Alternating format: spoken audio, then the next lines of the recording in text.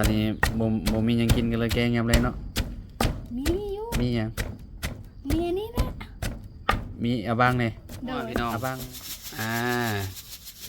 ใส่หลายแซ่บหลายใส่น้อยบ่แซ่บโอ้ที่โอ้ยพี่น้องเอ้ย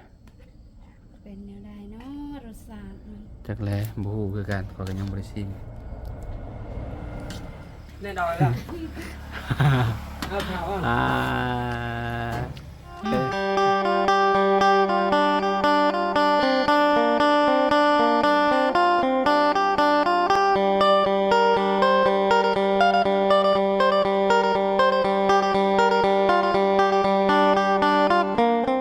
เสียงยังพี่น้องบาดนี่เนาะเห็ดยังจอกอยู่เนาะอ้าวเห็ดยังอันนี้น้อง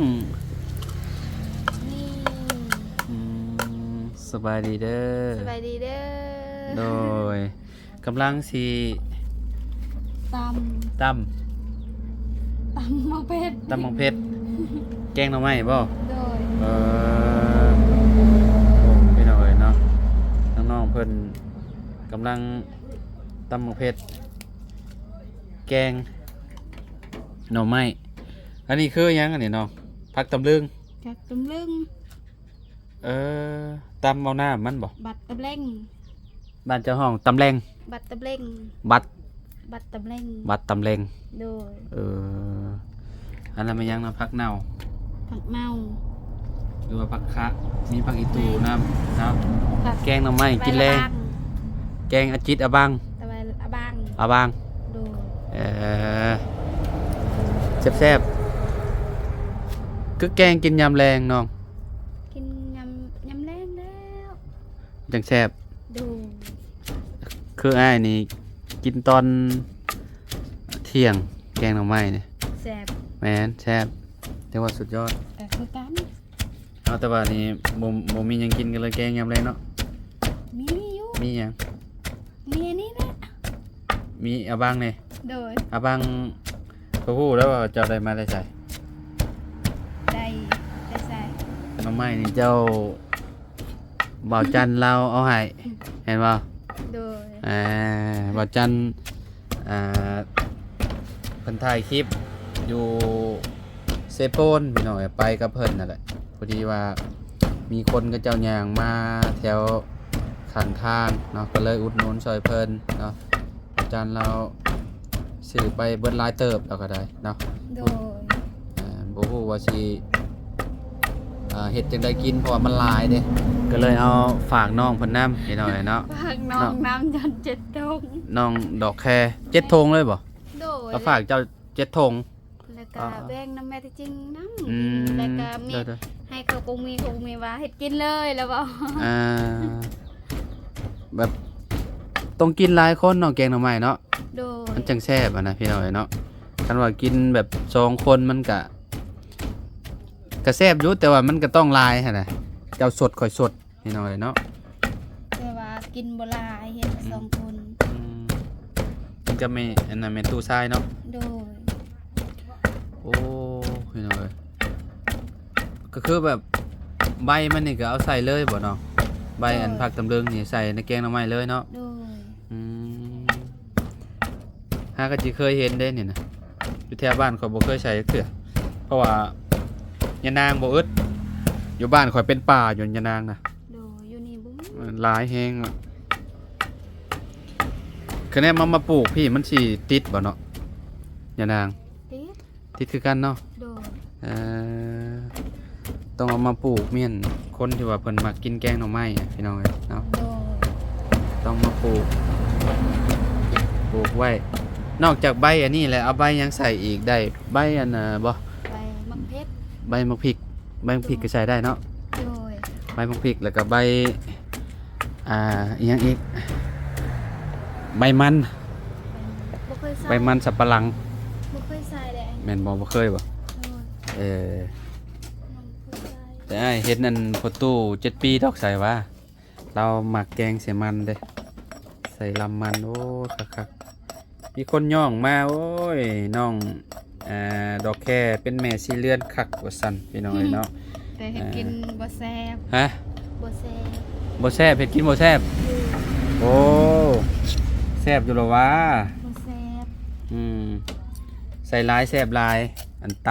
ำอีหยังก็คือกันแป้งนอกแป้งนัวน่ะใส่น้อยแซ่บน้อย โดย พี่น้องเอ้ยเนาะได้ใส่ปรุงเลยบ่ โดย อืมจืดเลยหน่อไม้เจ้าน่ะหน่อไม้ต้มจืดแล้วบ่ โดย อ๋อพร้อมลงไปอันแกงแล้วเนาะ โดย แกงอยู่พุ่นเหรอวะ โดย เอาอยู่รวมพุ่นเนาะไปต้องไปเบิ่งน้ำกันพี่น้องเอ้ยเนาะเดี๋ยวเนาะตอนนี้ก็มาเบิ่งน้องเพิ่นเนาะแกงใส่ซับนี่บ่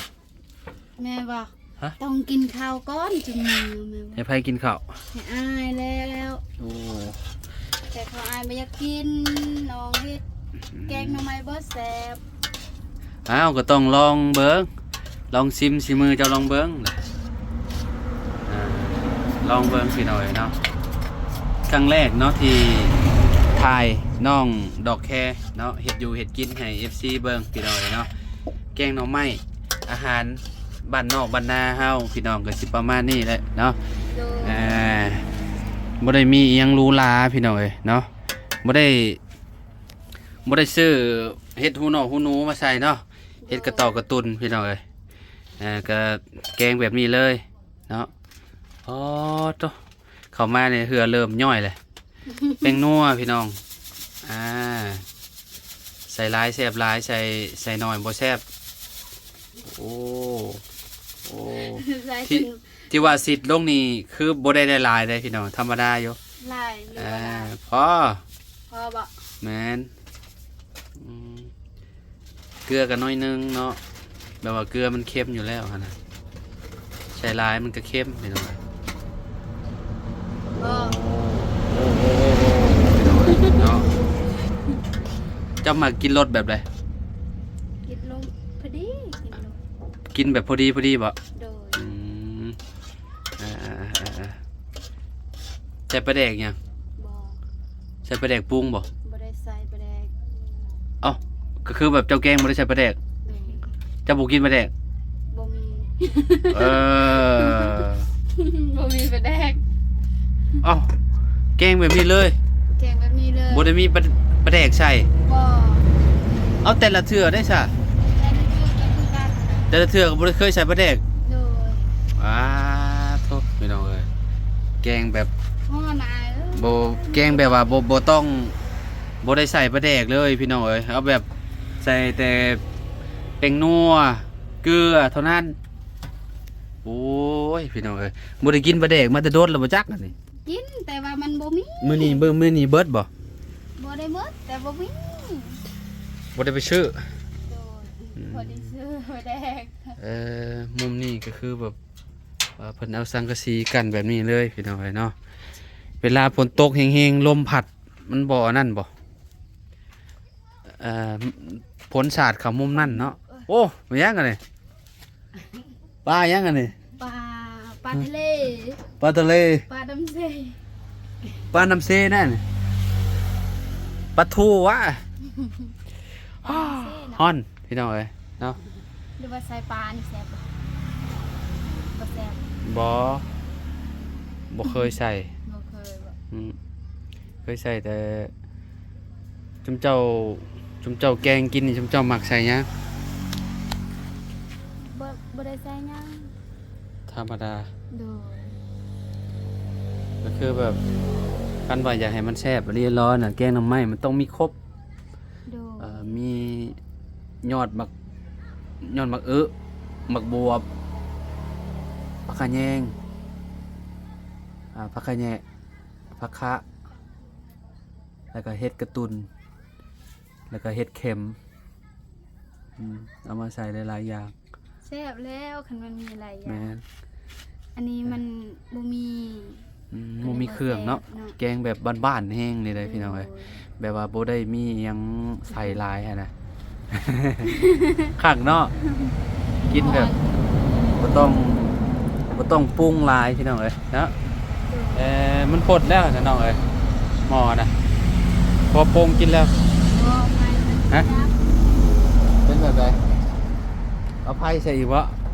ปอดโตลูกปังแห้งน่ะก็ใส่อีก สำนี เฮ้ย มันบ่มี สะอาดมองเพิ่นเฮ็ดอยู่เฮ็ดกินก็ได้พี่น้องเอ้ยผมลืมถามอันนอนรับอยู่บ่แม่ตู้แม่เจ้าเรานอนรับอยู่บ่อันขึ้นบ้าน ต้องทำเจ้าของแล้ว เอาจับเงินเด้ แต่สำหรับน้องนอนบ่รับเมื่อคืนนี้ เป็นแบบได้เนาะ แบบว่าดีใจแฮง จะโมงเจ้ารับบัด จักบ่ฮู้เลยว่ารับตอนใด เออ บ่ฮู้เลย แต่ตอนหัวค่ำประมาณจังโมงประมาณ9 โมง 10 โมงได้บ่ โดย10 โมงก็ยังบ่ค่อยรับแต่ว่าเมื่อวาน หลังจากที่รับเงินไป แล้วก็ยังตื่นเต้นอยู่ติ เมื่อได้ไปบ่มงคงเขามาหาอย่าบ่วันจันทร์บ่แล้วบ่ ฮะเห็นแล้วมื้อนี้ มื้อนี้บ่เห็นแล้วบ่ วันจันทร์ที่เรา วันจันทร์ติ โดย อืม ก็ยังบ่ฮู้กัน ถ้าใช้แม่ตู้โอ้สบายดีแม่ตู้ก่อนไปที่ตู้ ฮัลโหล โดยเป็นได้เมื่อคืนนี่นอนรับบ่ ไม่ได้รับ ฮะ ไม่ได้รับดีใจ นอนบ่รับเลยบ่ โดย โอ้จับเงินก้อนโตเนาะ ไม่นุ่งโมงหลับฮะ 1 โมง1 โมงจะรับติ หูเลย บัดรับบ่ฮู้มัวเลยบัดมารับ โดย โอ้ยพี่น้องเอ้ยเนาะคือว่าแล้วเนาะ บ่เคยได้ บ่เคยได้เถื่อเนาะ โดย อันเงิน10 ล้านนี่คะแนนว่าคะแนนมาเอาหานี่ก็คือแบบหลายปีได้พี่น้องเพิ่นสิได้เงิน10 ล้านนี่ โดย เนาะคิดว่าได้ใส่เวลาสมมุติว่าให้หานี่จักปีจะสิได้10 ล้านนี่ตุ โอ้ยเท่าแม่ตายเท่าชำนีก็บ่ได้แล้วลูกเอ้ย เท่าสำนี้ก็บ่ได้จับ โดย โอ้โดยพี่น้องเอ้ยเนาะแต่พอแล้วจังนอนบ่หลับเนาะตุเนาะอ่า บ่เคยได้10 ล้าน โดยแม่นนั่นแหละปังมาบัดเดียวเลยเนาะ โดย ส่งใหญ่โดนทับเลยพี่น้องเอ้ยเนาะโอ้โธ่ ใจแห้งจนบ่หลับนอน โดยเอาเนาะดีใจนำเนาะทางแม่ตู้ชายกับน้องน้องดอกแค่พี่น้องกำลังสิมีปึ้มสมนูครัวพี่น้องเอ้ยเนาะเอามาเบิ่งทางแกงหน่อไม้ต่อบาดนี้เนาะได้แกงหน่อไม้นี่ฮะ ว่าจักแซ่บบ่เนาะ โอ้ครั้งแรกเลยนี่พี่น้องที่ เป็นอะไรสีมัน ที่เห็นน้องเพิ่นแกงแบบว่าบ่ได้ใส่ปลาแดกเลยใส่แต่แป้งนัวกับเกลืออย่างเดียวเลยเนาะ นี่ อืมใส่ผักคะลงไปแล้วพี่น้องเนาะผักสะอมเมื่อหน้าต้องซื้ออันปลาแดกมาใส่น้ำ โดย กินแบบเพียวๆนี่นะ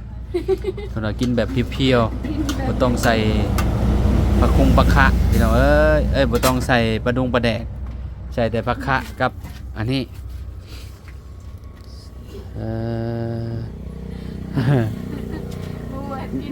นอกจากเห็ดแกงหน่อไม้เป็นเลยเห็ดหยังเป็นเบิดบ่ เป็นหมดแต่ว่ามันบ่แซ่บ ไผเนี่ยเคยกินชิมือเจ้าในทีมงาน ทีมงานข่อยนี่มีไผได้กินชิมือเจ้า บ่วุ่น บุญใช่ แต่เรากินน้อยนึง บุญวัดป่า โดย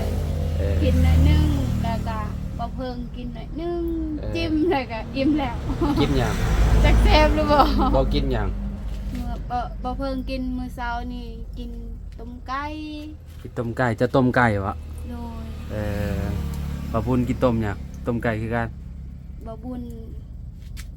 เรากินกระดูกหมู กระดูกหมูแกงวะ แกงบ่เฮ็ด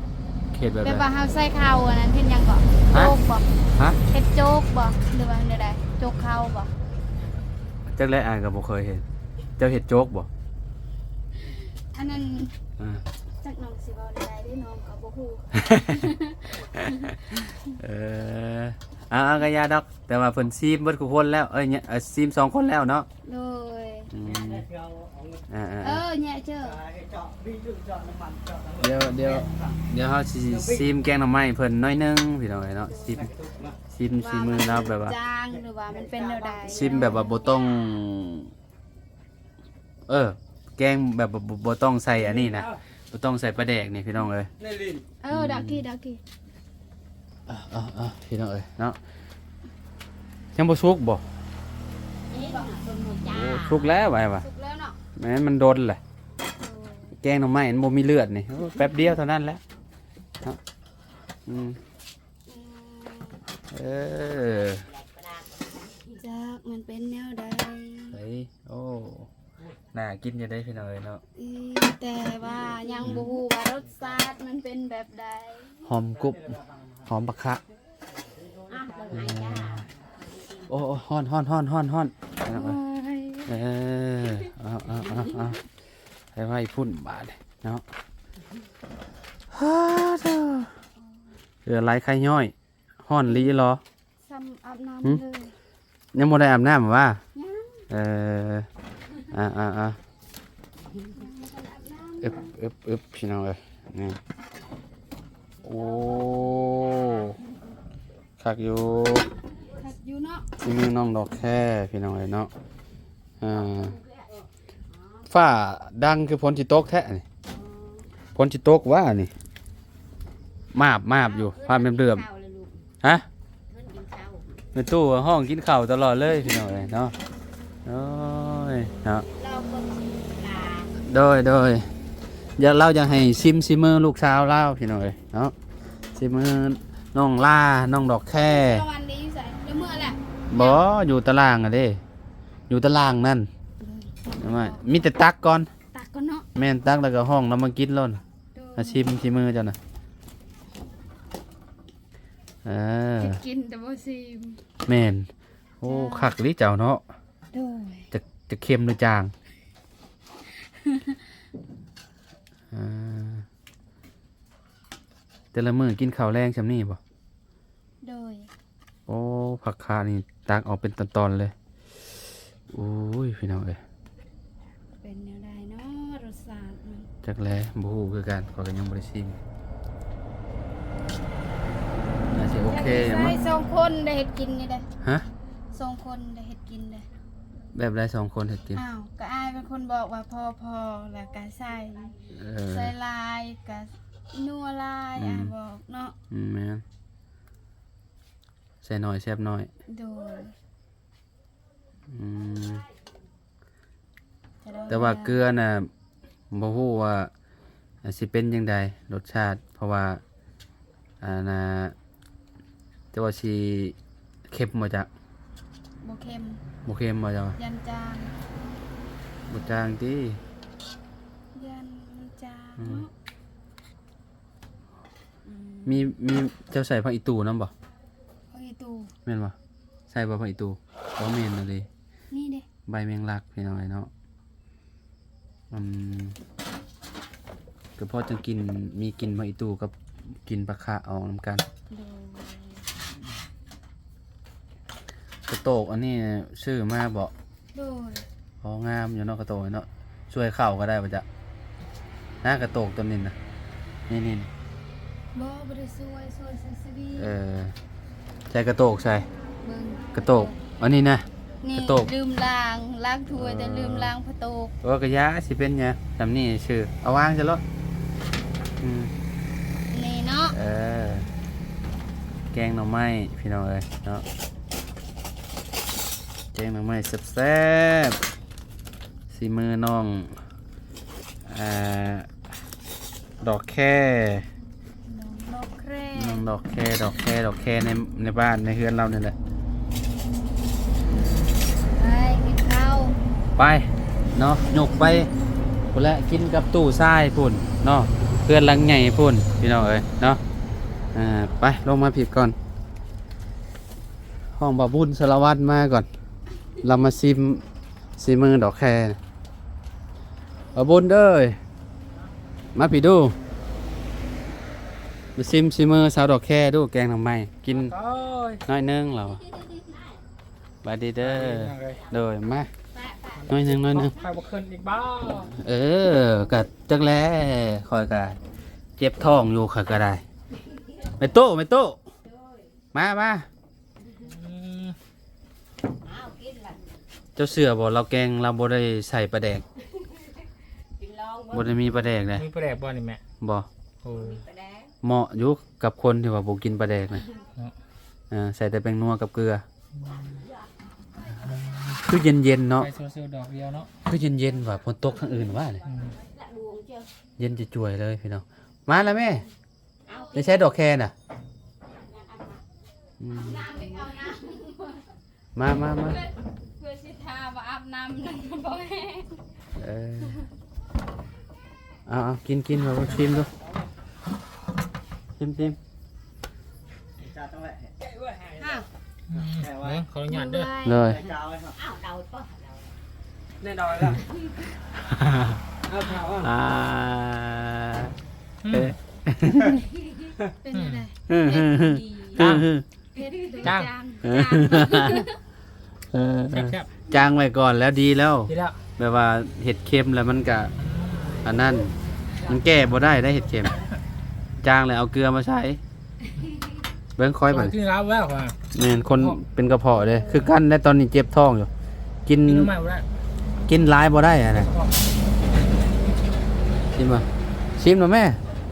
เจ้าอ่ะ บ่กล้าชิมที่มือตัวเอง เอ้าคือว่าสั้น จังเลย อืม มันเผ็ดเนาะ ถ้ามีน้ำปลาใส่ครับน้ำปลาใส่โอเคเลยอะแกงหมูมีปลาแดกก็โอเคอยู่เด้อก็กินได้เมโต้บ่กินบ่โต้มาเด้อ FC เด้อกินแกงหน่อไม้ซีมืออันน้องดอกแคห้อง FC กินน้ำแน่น้องทำไมนี่มันคืออยากแข็งๆเนาะ มันบ่แซ่บปานใดตายมั้ย แฮม บ่แซ่บ บอก FC ดูรสชาติเป็นแบบไร บ่แซ่บ บ่แซ่บ เอาจะหมดว่า FC มาเพิ่นอยากมาให้เจ้าแกงหน่อไม้ให้กินเห็นอะไร ก็บ่แซ่บ เจ้าต้องซื้ออันเครื่องให้มันครบปลาแดกก็แซ่บแหละเนาะเจะใส่ปลาแดกลงไป เคยกินเผ็ดก็ยังเผ็ดแล้ว เจ้ากินได้บ่รสชาติแบบนี้ได้อยู่เนาะหรือว่าต้องใส่อันนั้นลงไปอีก เผ็ด แกงเองผัดอัน กินบ่ได้เอง แกงเองกินบ่ได้เองเอาโอ้ยบาดนี่ กิน แล้วกัน มันเผ็ด มันเผ็ดแล้วเจ้าใส่หมกพริกลาย ต้องเอาเกลือมาใส่อีกนิดนึงเนาะเพื่อว่าโอเคแล้ว ยัง ได้แล้วขอบใจหลายๆเขากินหลายบ่ได้แล้วจู่เอ้ยเป็นกระเพาะอยู่เอ้าเมื่อนี้ก็ครับเมื่อตื่นตาเลยจะขอโตวรับลาเลยเด้อพี่น้องเด้อเนาะอยู่ดีมีเฮงบรรจุกุศคนขอบคุณหลายๆที่มาหาชมคลิปน้องดอกแค่แล้วก็ทีมงานมาตลอดเด้อพี่น้องเด้อเนาะเอาเมื่อไรเด้อบันนี้เด้อเอาสบายดีเด้อขอบใจหลายๆเด้อที่แกงหน่อไม้ให้กินเด้อเมื่อไรตู้เด้อสบายดีเด้อไม่ตู้ทรายเด้อโดยเอาโอเคป้าพุ่นเมื่อสบายดีเด้อพี่น้องเด้อเบิดสุขุสุขคนขอบคุณหลายๆเนาะ